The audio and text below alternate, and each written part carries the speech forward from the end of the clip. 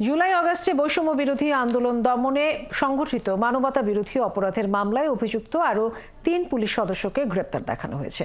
গ্রেপ্তারকৃত পুলিশ কর্মকর্তা হলেন মিরপুর জোনের এডিসি MM মইনুল ইসলাম, বরখাস্ত হওয়া শাহবাগ থানার সাবেক ওসি অপারেশন আরশাদ হোসেন এবং ASI চঞ্চল চন্দ্র সরকার।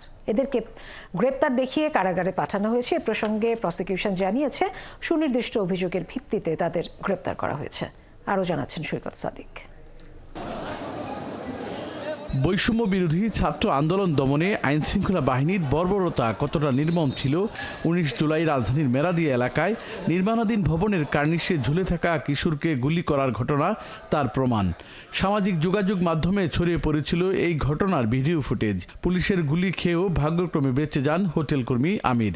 এই ঘটনায় গ্রেপ্তার পুলিশের ASI চঞ্চল চন্দ্র সরকারকে মঙ্গলবার ট্রাইব্যুনালে হাজির করা হলে কারাগারে পাঠানোর নির্দেশ দেয়া হয়।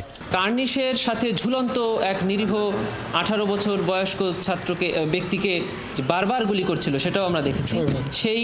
সেই গুলিকারী ব্যক্তি চঞ্চল চন্দ্র সরকার, তাকে গ্রেফতার করে আজকে ট্রাইব্যুনালে হাজির করা হয়েছিল।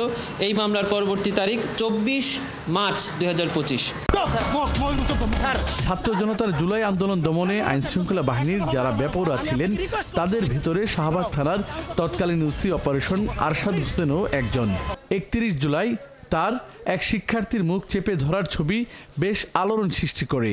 পরে বরখাস্ত হন আরশাদ। মঙ্গলবার দুপুরে ডিবি হেফাজত থেকে ট্রাইব্যুনালে তাকে হাজির করা হয়।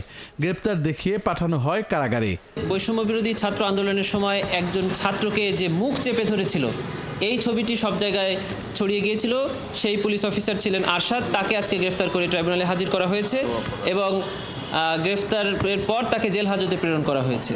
এছাড়া মিরপুর দারুস সালাম জোনের তৎকালীন এডিসি MM মইনুল ইসলামকেও গ্রেপ্তার দেখিয়ে কারাগারে পাঠানো হয়েছে।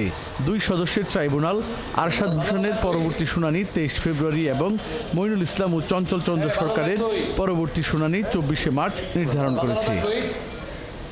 সৈকত সাদিক, 71, ঢাকা।